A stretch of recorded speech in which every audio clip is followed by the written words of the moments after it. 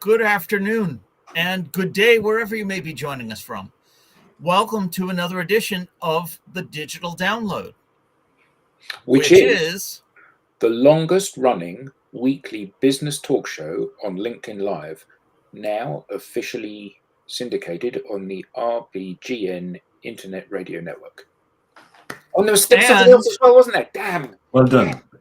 Now globally syndicated on TuneIn Radio. We'll get you there. Really cool. Today, we're talking about category creation. We have a special guest, Leah Parisyan, to help us with the discussion. Longtime marketing professional and co-host of Marketers with SaaS, Leah brings a wealth of experience in content strategy and brand development. But before we bring Leah on, let's go around and introduce everyone. While we're doing that, why don't you in the audience ping a friend? Have them join us. We strive to make the digital download an interactive experience. Audience participation is highly encouraged. Right. So with that, introductions. Adam, would you kick us off, please? Hello, everybody. I'm Adam Gray. I'm one of the co-founders of DLA Ignite. And I say this every week, don't I? I'm really looking forward to today's show. I am really looking forward to today's show. If Tim were here, he would say, I'm famous for writing the book, Social Selling. And he has to say that because of what you're going to say a little bit later. But I'm just pleased to be here. Excellent. Well, we're pleased to have you here, Adam. Thank you. Bertrand. Hi, everyone. So my name is Bertrand Godillot. I am the founder and managing partner of Odysseus & Co., a very proud DLA Ignite partner. And I'm glad to be here as well. And on top of that, I just learned that I may not be the only French on that call. Excellent. Welcome. Tim. Hello. Yes, my name's Tim Hughes. I'm the founder and CEO of DLA Ignite. Really pleased to be here. And I'm the famous for writing the book, Social Selling Techniques to Influence Buyers and Changemakers. Great having you here, Tim. Thank you. And myself, I'm Rob Durant, founder of Flywheel Results. I too am a proud DLA Ignite partner, and I'm not famous for writing anything. Yet. All right. As I said, this week on the Digital Download, we'll speak with Leah Parisyan. From poetry to powerful branding, her journey reveals the intricacies of creating compelling narratives and innovative go-to-market strategies. Let's bring her on. Leah, good morning and welcome. Good morning. Welcome. Thank you for having me. Leah, let's start with this. How bad did I butcher your name? It was perfect. It was very good. Excellent. It was very good. Good morning and welcome to you, Leah. Let's start by having you tell us a little bit more about you, your background, and what brings you here today.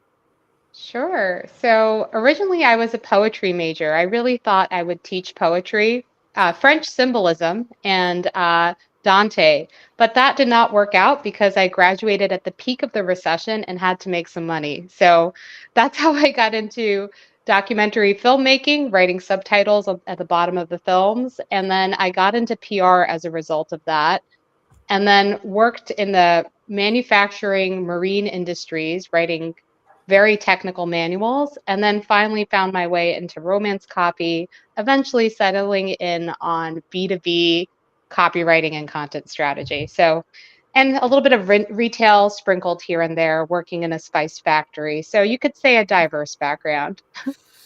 A lot of parallels between romance writing and B2B writing, right? Yes, very much so. Excellent. So, Leah, let's start with a foundational question. Sure. What do you mean by category creation? Yeah, great question. So it's different than brand. Brand is how you present yourself to the world. I think it's your wrapping, your container, how you speak. Category is the problem you solve. So what is the big, hairy problem that you're uniquely positioned to solve, and through what mechanism? So I suggest starting with the problem and then figuring out how you'd like to present the problem to the world. And you were saying that's different from brand. Tell me a little bit Yes. more about that. How so? Yeah. So brand, I think of more of the aesthetic, how things are being communicated to the market, how when somebody's thumb scrolling, they see you, they recognize you, they instantly know who you are and what your value proposition is. Category is the problem you solve. So for example, Uber is a good example, right? They took a really difficult problem, hailing a cab, and made it automated, streamlined, and then became sort of this transportation and even food delivery app now. So when you have a category too and own it, you can also find new streams for innovation. So that's how I differentiate. One is a problem, the other is more of a wrapping or an aesthetic and a tone. So, is it difficult for businesses to identify what that category is? Because one of the things that strikes me is that so few organizations have really clearly nailed how they tell the story around what it is that they do. So, lots of them have invested in a nice logo, nice copywriting, and a brand manual that says, you know, we're cheerful but serious, or whatever it is that it says. But very few of them communicate the what they solve, how they solve it, and why I should care about that in a way that an idiot like me can understand it. So how do businesses go about laying that out?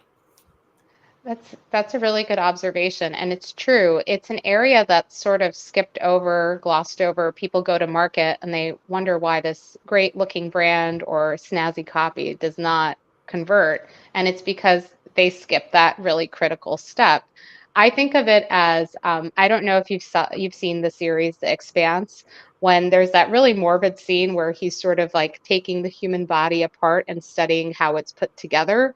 I recommend the same approach. It's like a tinkerer. You need to figure out how the quantum bits, connect with one another in order to grasp the whole picture.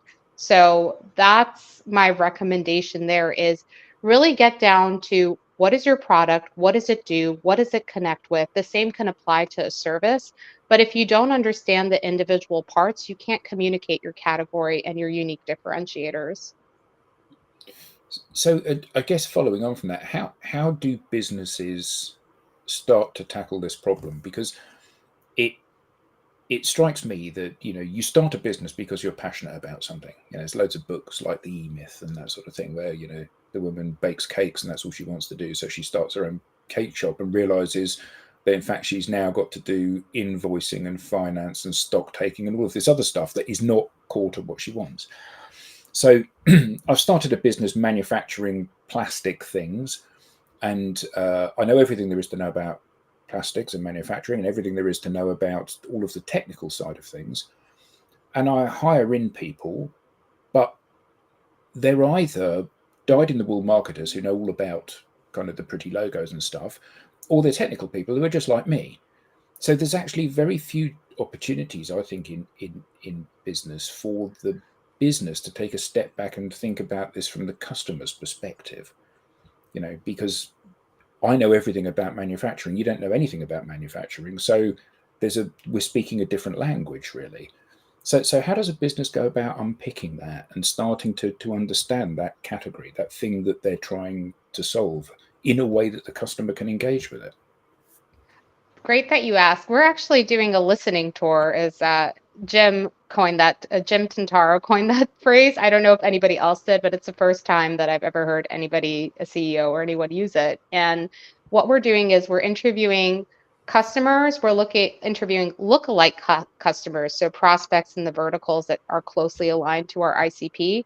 We're also talking to technologists. We're talking to uh, people in the industry that have launched SaaS products before, and we're really trying to do expectation tests, which is one of my favorite type of testing. Is show them a website, show them a one sheet, a sales sheet, and ask them, what is it that you think that we do, without giving them any other context.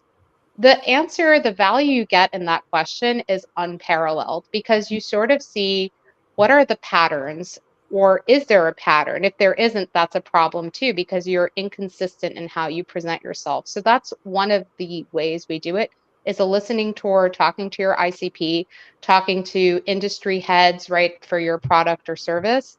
And then we segment them into friendlies versus like sort of cold contacts, and take that data and try to understand why are some of these misconceptions arising, if there are any. I mean, it must be quite a difficult process to go through, because inevitably the company is wedded to the stuff that it's produced that it thinks is a really good idea. So Yes. Tim and I worked at a big SaaS company before we started DLA Ignite, and it always makes me laugh that we used to do journey mapping. It's customer journey mapping, and it's never customer journey mapping. It's always your sales mapping. It's about when do I need to show you this brochure, or when do I need to offer you this workshop, or in order to move you along to the next stage. Very rarely did anybody ever take the time and trouble to ask the client or the prospect what they needed at this particular point. And my point is, so how do you take that on the chin? I've spent ages working on our brochure, and I showed it to Tim's partner, and she said, "Oh, so you're an accountancy practice, are you?" And I'm like, no, I'm joking, but you know what I mean. It's like you have to be prepared to be very pragmatic and prepared to take some fairly fierce criticism potentially, don't you? Oh yes, and we've gotten some, and but if you're not willing to take feedback in and grow, then you're in the wrong industry, and you're not qualified to lead, in my opinion. You need, I mean, there's also ways to deliver feedback in a way that's constructive, positive, and not, just like, this is the worst thing I've ever seen. So it is a two-way street, but if you have a message in market and it's not converting, and the metrics tell you that it's not converting, then it's time to really roll up your sleeves and do the dirty and difficult work. And it's, even at that point, it's hard to convince people. They're convinced it's a color or a word, or the landing page layout, and it's like, well, it's been 4 years of this iteration. It's clearly something deeper than a color or a word. Yeah, just a quick question on this. Sure. Is there a good time to create a category in today's very changing environment? I suspect that you may have to change or slightly twist your category time after time, and maybe in some occasions I'm just thinking about going basically crossing the chasm is probably also a time where you need to redesign all of that. What's your experience in that content? I mean, on that specific topic? Absolutely. I mean, I think that's why if the problem's changing, right, it's probably time to reassess your category. If you are developing a bunch of features, speaking to customers, and then you get to the source of a different problem than the one you originally started to solve, then it might be the right time to shift categories. And it's really difficult now too, because you have the emergence of AI, the popularity. There's a lot of uncertainty, a lot of potential, right? And then the other mistake I've seen people make is they enter the market without sufficient market research and are creating a tool that is solving a problem that's already been fixed in a way that's not unique enough to be a differentiator. Like, you've already lost footing by not doing your homework properly. And that's a tough thing to do too. And it's something that should happen simultaneously. But how about if you're? So I get that that's a real possibility, that you're developing something, and by the time you take it to market, the problem doesn't exist anymore because things have changed, or there's an incumbent solution. But how about if you've got something new? So not so much Uber, but but say Facebook, for example, Right. so nobody knows they need Facebook until Facebook launch and all of your friends are on it, and then you realize that you have to be on it as well. So how do you deal with this idea that you're breaking a path through complete virgin snow? There are no other people around you. You're doing something completely alien. And to quote Henry Ford, if I'd asked my customers what they wanted, they would have said a faster horse. And so I think often we see that though, don't we? And potentially your customer feedback isn't going to help steer you, because they'll just go, well, what's the point? And the point is less about the fantastic thing I've created and more about you, the customer's inability to grasp what it is that I've created. How do we deal with that? That's a really good question. So I'm currently working on a social impact data and AI platform. And what it does is it switches from selling motions from pre-distribution to redistribution, meaning that like impact funding comes from a budget set at the beginning instead of it being a budget at the end. And it really changes how business contributes to social impact. And it's a hard concept for people to grasp because it's literally a new business model and then a new category of tool. Hmm. So that is the big hairy problem I'm solving at the moment, is like, how do you introduce a concept that has 140 searches really a month? And then how do you convey the value of that as a competitive differentiator, as a business driver?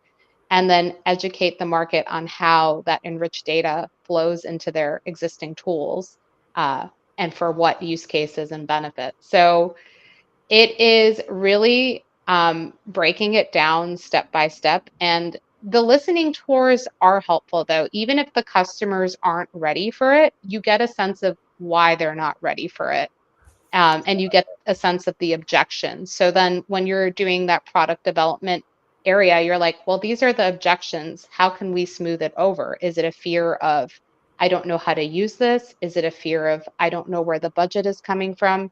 Is it a fear of, I don't know how my sales incentive is going to be calculated? So there's just as much value in the customer's inability to break through and see your vision as there is having a vision, I think. I think I can see the answer to this, but I'd really like to get your take. You Sure. mentioned 140 searches, and Yeah. in terms of category creation, that's really the challenge, isn't it? Nobody knows you exist. Isn't it just easier to pick an existing category and say, we do that too?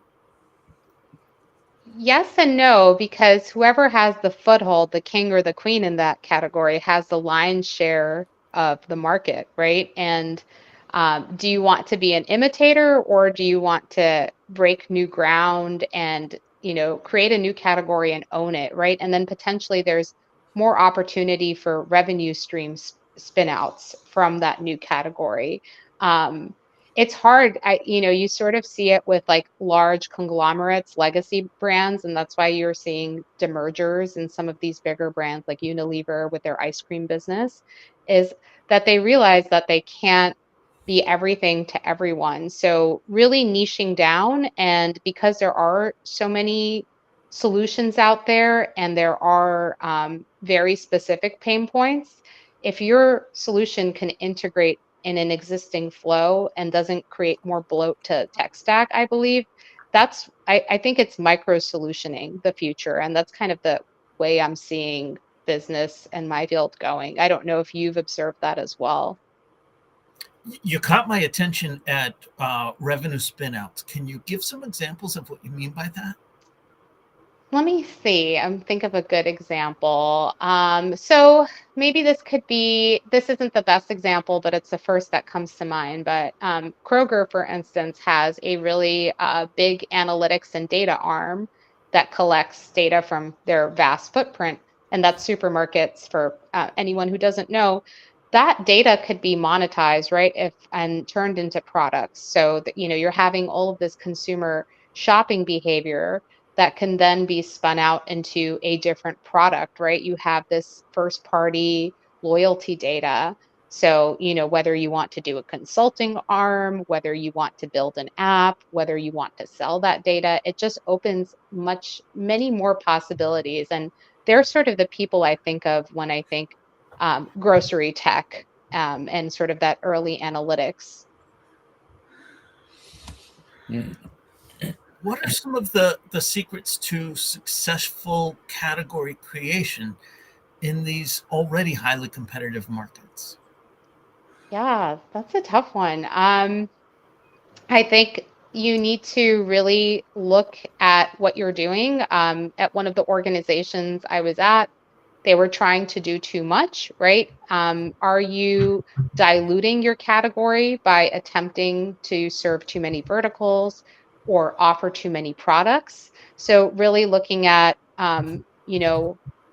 what is your niche? What is your area of focus? And creating a category around that focus, because it's hard to create a category when you're scattered, also from a resources development, personnel perspective. If you don't have that focus, it's really difficult to create a category. But once your category is cemented, then you can have opportunities to sort of branch out into these little like tributaries. So I think most people start at this like delta with all of these tributaries instead of the opposite of starting with the singularity and sort of branching out as they've cemented their category. Um, and in terms of how to do that effectively, uh, like again, like the person taking apart a toy car, a radio. It's really looking at experience, it's looking at your offering, it's looking at your customer and figuring out, where is the friction, where is the opportunity, and how is what we're building solving problems for the people we've identified as our target. And it's not like sexy work, it's time consuming, but it's worthwhile. And when we know what our category is, what do we do with it? Oh, wow. It is tough. So, there's the search front. If you're owning a new term, you want to populate that term and grow that term, but whether that's social impact business for us, social impact marketing, for it would be leadership too, like going on podcasts, introducing the new business model, going on events like this and sort of spreading awareness about this new way of doing business. It's a multi-front, multi-channel approach. Instagram, YouTube, having awareness that this is a problem, right? The problem that we're solving isn't necessarily social impact. It's how do you build relationships? How do you cement relationships in an era where there's so much competition and noise? We're solving a relationship problem. The way we do that is through data, AI, and the benefit of doing business this way is that it impacts the world. So again, it took us a lot of rounds of interviews, listening tours, et cetera, to figure out, okay, we have all this cool stuff, but what if we had to boil it down, are we actually solving? And that is the hardest question to answer. And it takes a lot of focus, a lot of paper or digital paper being crumpled and deleted and redlined. And I think most businesses don't pursue this because it is challenging a lot of your assumptions and really like starting from scratch in many cases. Yeah, I mean I guess this is the difference between uh, the problem that I want to solve and the problem that you need me to solve. Exactly. And businesses focus, individuals, we all focus on what we want to be doing, really. And we see that with when we're working with clients, we explain very clearly what they need to do, and they don't want to do it because they want to do what they want to do. Sometimes, this is the Yes. individuals within the business. Well, I'd rather not do that. I'd rather just focus on this. Okay, but that's not going to solve the problem that you have. So I must say, when Rob said, "Go on, introduce yourself, Leah," and you started to talk, you had me at poetry major. Yeah. So tell us a little bit about that before we get back into business type stuff. Oh, yeah. I'm actually a creative writing major with poetry as my focus. I've always loved words, loved language, and I decided to pursue creative writing after environmental studies because it was too difficult. I had to go to 3 different schools to get my degree. So 40 credits in, I'm like, what will get me out of school the fastest and what do I like? So that's how we ended up. I ended up there. And I absolutely loved it because I got put into this class as a transfer student. It was in Italian, which I don't speak. Um, and it was reading Purgatorio in Italian with an English companion. And it was sort of a translation focus. And we had to write like 100-page thesis at the end of this. So I'm like, oh dear God, what am I going to write about? So I focused on one verb, scianti, which means schism. And I based my whole thesis on that. And I'm like, I hope he buys this load of crap because I don't know. I'm like pulling it out of every direction. But it was based on like Dante's exile and, how frequent that word showed up because when he wrote it, he was in like a very negative headspace, a lot of digs for his political rivals. So it ended up being a really good piece and almost got me a trip to Italy, but I couldn't go because I had to work. But that's kind of how I got really into analysis, was not through data, but through words, through syllables, through commas. And I think poetry does real wonders for the brain because it's microanalysis. It's like, is there what's the theme? How's the structure? Why are the words chosen in this order? What is the context of the writer? I really do think people in technology should study the arts. It enriches your ability to connect the dots. I know I'm doing like my little PSA here, but I don't know if you found that experience as well, like having an arts or a philosophy or a music background. How has that helped you in your careers? I don't have an arts background. I have Okay, an appreciation for it You do have an in art. art history You class. do have an art that counts. background because mathematics is pure maths is an art, isn't it? Can That's be. a language unto itself, most definitely. But I don't know if it's necessarily art. I suppose it can be if it's applied in certain ways. But really, that's what I wanted to ask you when we started talking about the poetry. How does a background in the arts influence business strategy? Beyond, oh, I hope he buys this BS. I can see the business application of that. But Um, beyond that, Yeah, it wasn't just poetry. Like I was one of those kids that had no clue what they wanted to do. I've taken Etruscan history, I've taken, national park management, you name it. I think diversity of thought and really connecting the dots, seeing things through your own filter, but then being able to step out and see it through another analytical lens. From like colonial lit, putting yourself in like John Winthrop's shoes, like what was going on when he wrote that. So it teaches you empathy because you need to understand the source text in order to have a perspective. And I think it's the same with business, whether you're reading customer reviews, watching videos, understanding who that person is, what they do, what matters to them, what is their aspiration, and how can you be the Virgil to their Dante in the story. Like that is a really valuable skill I picked up studying poetry. I think that the answer is one of passion. So Yes. even though you love your job and it's really interesting, when you started speaking about poetry, you became a different person. And I think that that's true for all of us. We all, if you get to our sort of age and you have to be doing something that you love doing, and we all love doing what it is that we're doing. But we have other stuff that really fires our imagination, and that we find is the key to unlocking people's excitement in what it is that you do. You've got a new product. If you're not passionate about it, no one else is going to be passionate about it. So your copywriting must help you to help clients to unlock that passion that they have for what it is that they do.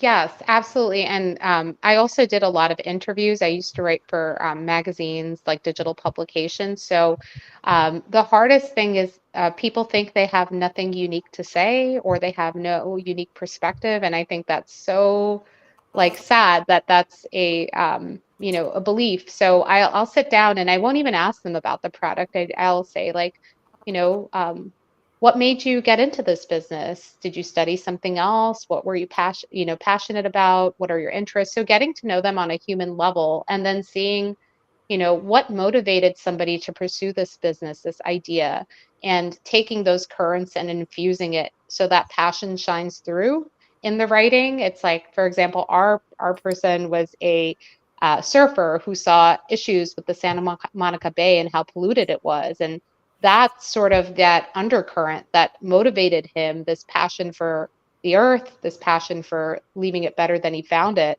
And whether that's in technology, nonprofit, or whatever manifestation, that's that driving engine. And that was a really good observation that you had is passion, right? It's like digging and finding that. Sometimes it's buried really deep or you're not aware of it. Very much so. So there is a if anyone's got is doing a startup, there's an amazing book Ooh. called The Mum Test, and Rob Fitzpatrick has written a number of these books, and he writes them deliberately short. And it's the Mum Test because he said if you ever do a startup, the first person you ask is your mum. So, for example, say you're going to create plastic buckets using Adam's example. You'll go to your mum and you'll say, I'm going to create some plastic buckets. And she says, yeah, isn't that a good idea? Wow, that'll be fantastic. You'll be the king or queen of plastic buckets. You won't get the right answer that you want. Well, you'll get the answer you want, not the answer you need. Yeah.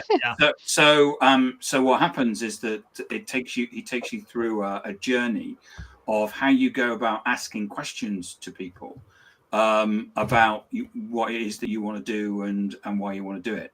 And part of that is to come up and understand the category that you want to work in. I mean, there was an announcement this week that there are now 14,000 Martech products. Wow. I mean, there must be some duplication in there. No, but mine is really good. Mine is different.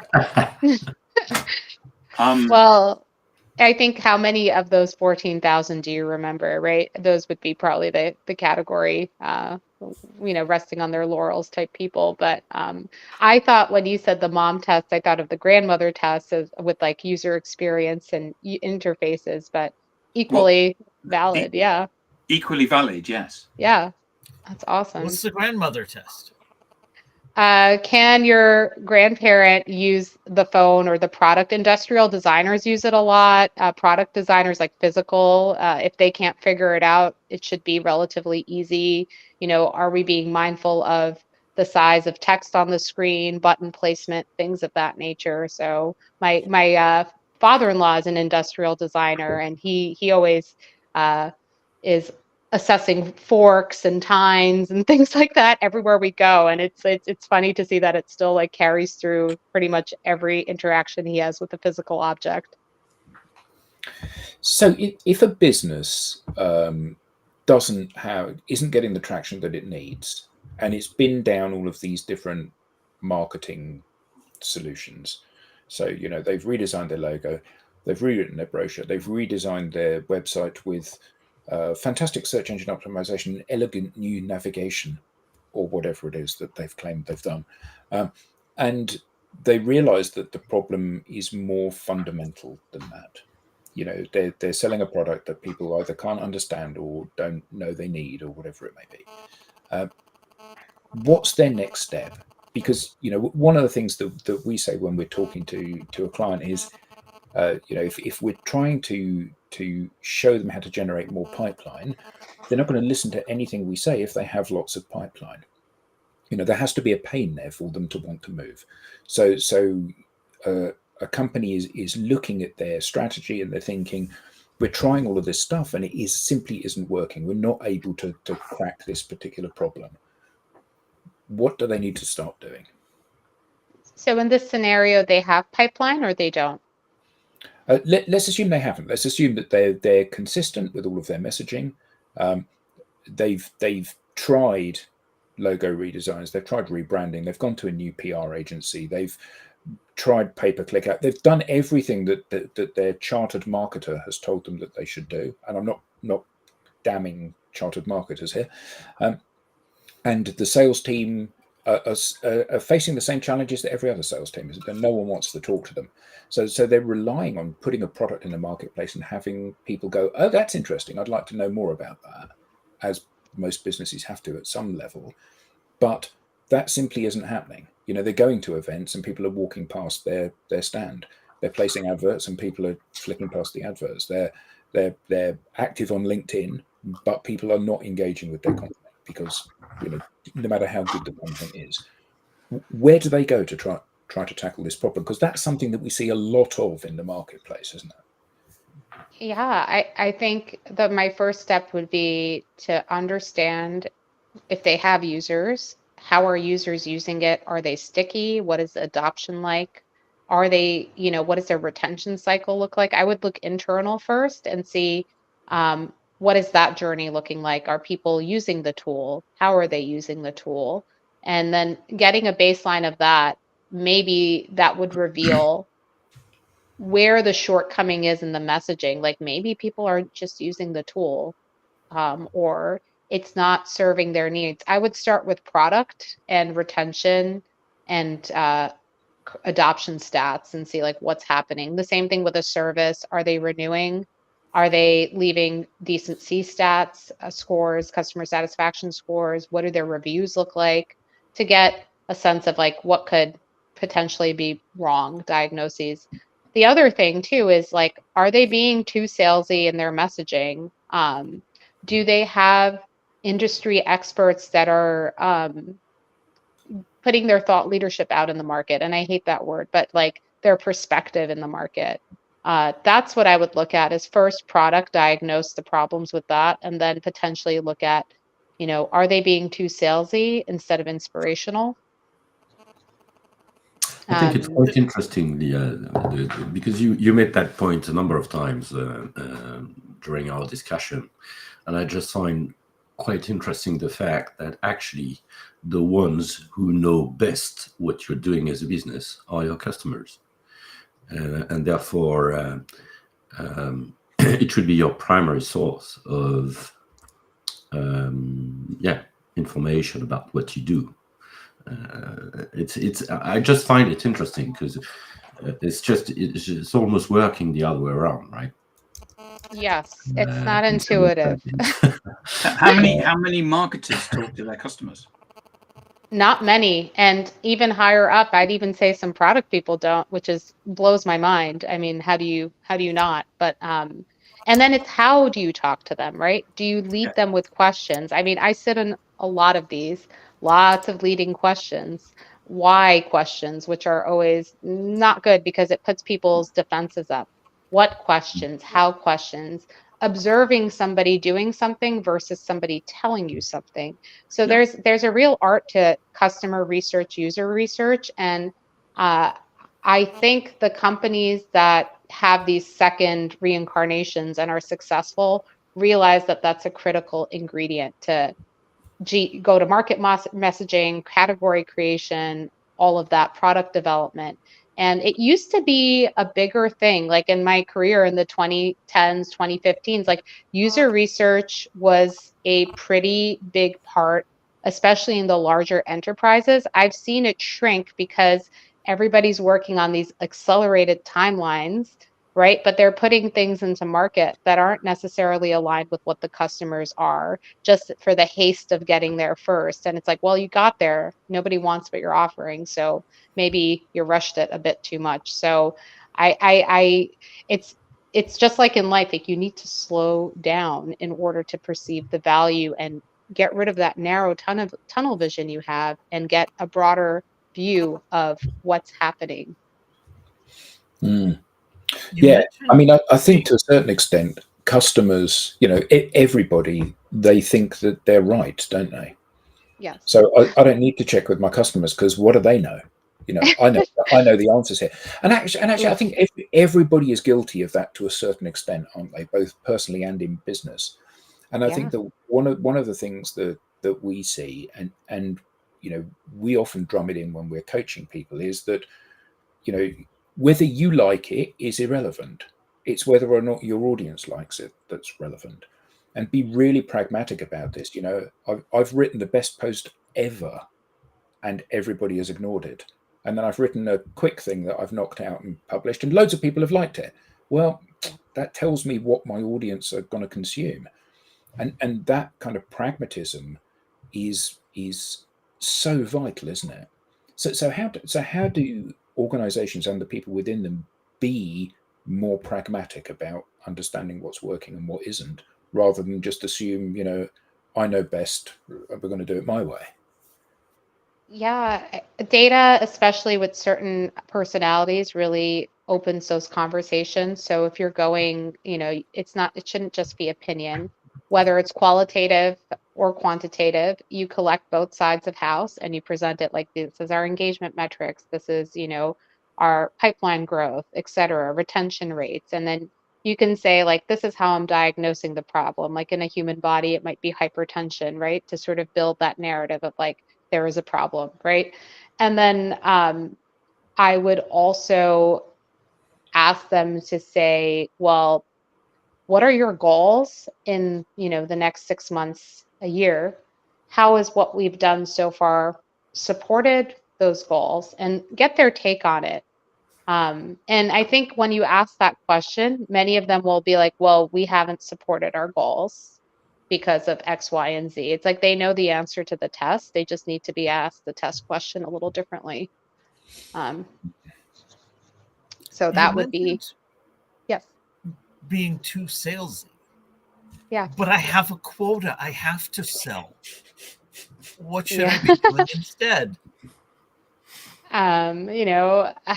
So sales, the best salespeople are like pain point solvers, right? They understand the person, what is really that person's problem, their aspiration, and they lead with that. They're not just like, hey, product in your face, they're just like, um, you know, are you struggling to stand out in a tough market? Are you finding it harder and harder to get a growing set of tasks done?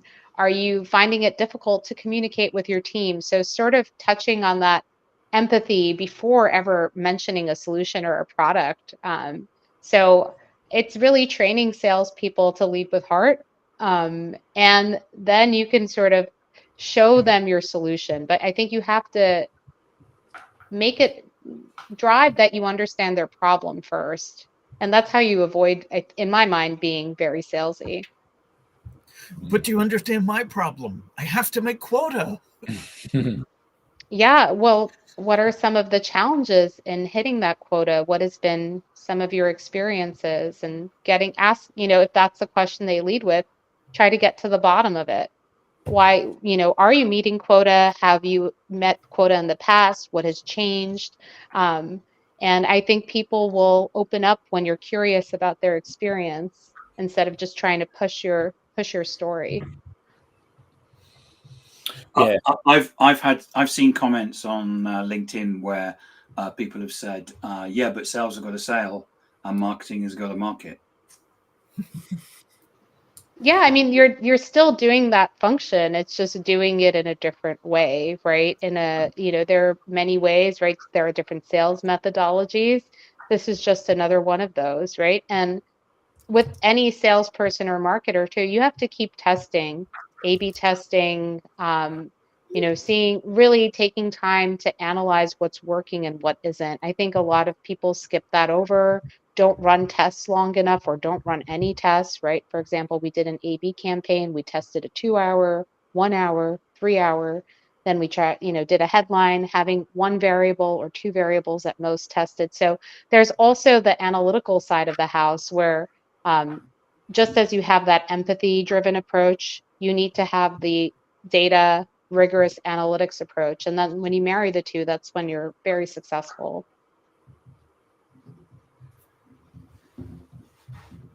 So if you think about the way that an organization starts up,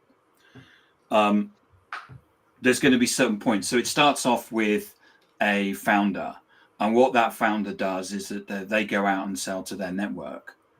And what they do is, because they want to, they're going to win business, they're going to basically take anybody that pretty much buys.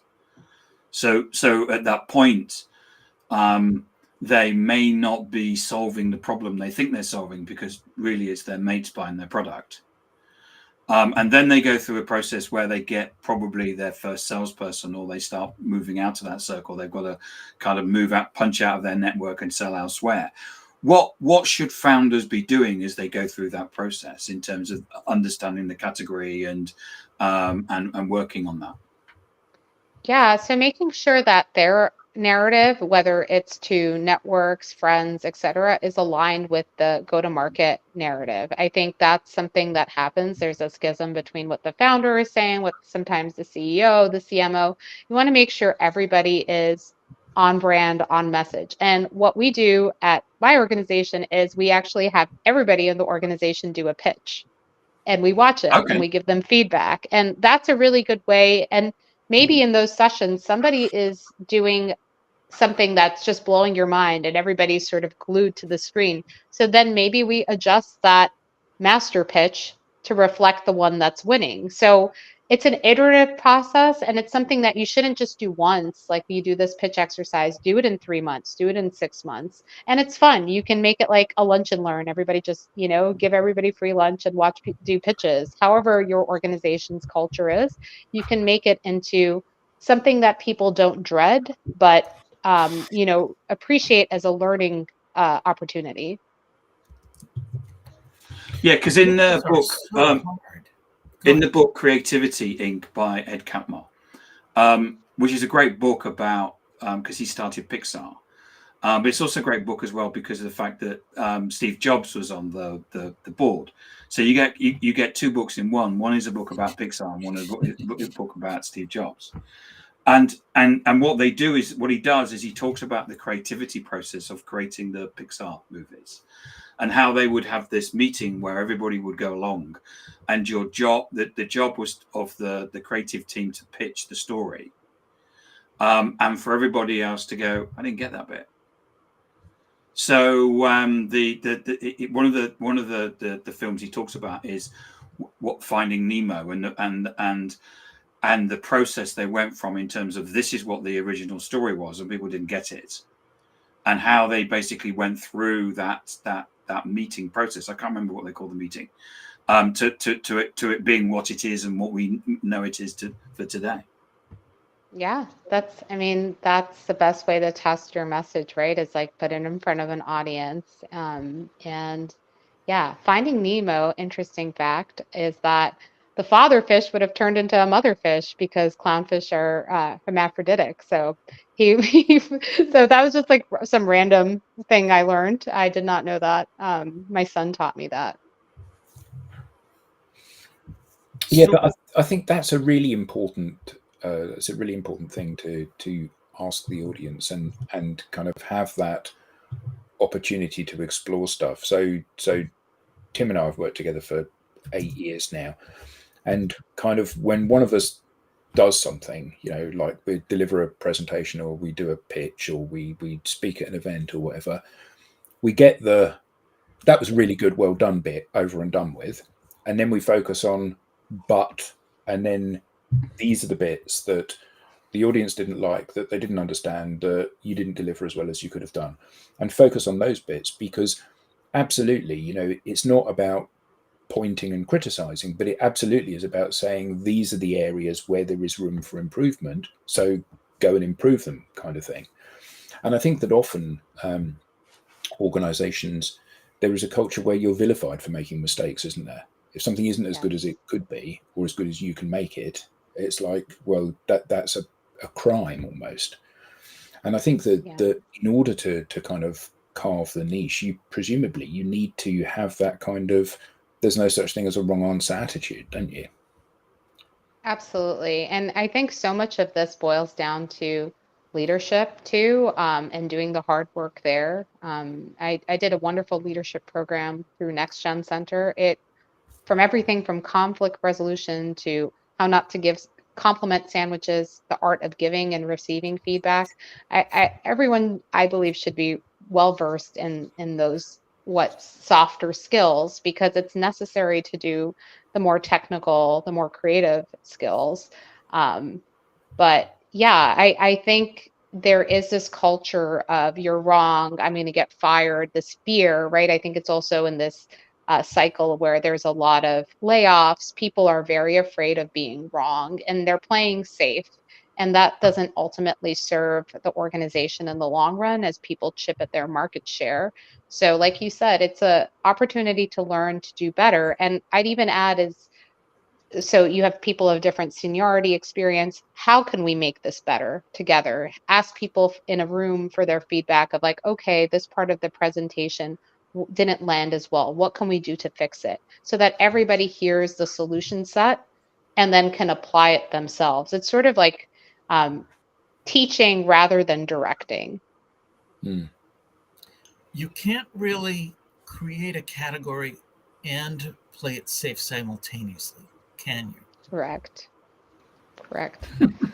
It's tough. You can't straddle the line. It's either you just have to rip the band-aid. It's tough, but I look at it this way. Okay, you hold on to whatever you're doing for like another year, another 2 years. Then what? You're in exactly the same position and you're behind. So sometimes facing the hard truths and postponing them is just as problematic as ignoring them.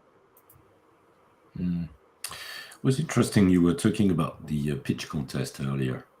Yeah. Not the pitch contest, but the pitch training. Yeah. And because in a very similar way to what you were explaining, listening to customers, talking to customers, asking the right questions. I've experienced that actually asking your employees to build their own pitch, can be quite interesting as well, and sometimes much better than well, maybe much better. I don't know, but at least great ideas can arise from that type of exercise. Absolutely. Well, it's crowdsourcing, isn't it? Basically. Yeah, exactly. Yeah. I use AI too now. So I actually create what I call AI personas and I have them test my pitch. So I say this person is in my ICP, is a skeptic, is really angry, blah, blah, blah, whatever the type of personas I come against. And I'm like, what would be the questions they ask? What would be their criticisms? And then I do it for the champion. What would the champion say? And then so I basically have the AI layer, the customer layer, the internal layer, and then the truth lies in sifting all of that data and making it actionable. But AI has some tremendous applications for objection handling, teaching sales how to do that better if they're in a time crunch and they need to prepare. So I work on a lot of prompts like that for sales enablement. So typically, what does one of those prompts look like? So we've all dabbled with Chat GPT and whatever other tools, and I'm speaking for myself here. I can see that it has fantastic possibilities and applications, but none of them for me as things currently stand. So change my mind. I'm about to pitch something to a customer, and I think the customer is not in a place, or there's somebody in there that's likely to be a detractor from this. How do I get some prep work for that in? Sure. So I would type out like I don't write like prompts. I write how I speak or how I would write to a friend. So I say, okay, this is the situation. I am doing this at this kind of company. This is my objective. This is what I'm selling. Give a description. And then I'd say, this is the person that I'm selling to, their characteristics, like kind of a character portrait or an analysis. And this is where that writing background comes in. And then I'd say, give me a list of conventional, unconventional objections they would have. Give me a list of questions that they would have around a specific feature. And then I see what AI spits out. And then based on that prompt, I'll stay in the like a multi-thread prompt. I'll ask it follow-up questions. Okay, great. And now I'm also selling to an IT person along with this sort of bombastic character. This character is like this. What questions would they have? So I prep myself by trying to come up with questions that maybe alone I wouldn't think of. And that's what I use the AI for primarily. Brilliant. Leah, It this has works with been great. anything. Yeah. How can people get to know more? How can they connect with you? You can send me a DM on LinkedIn, add me as a connection. I'm super friendly. I'm also Broke Girl Branding on Instagram. I have little AI tips and show my life in upstate Saratoga, New York. And yeah, so those would be the two primary methods, LinkedIn and Instagram. Fantastic. And if you have something to say, we want to hear from you. Scan the QR code on screen or visit us at digitaldownload.live and fill out the Be Our Guest application form. On behalf of the panelists, to our guest, to our audience, thank you all, and see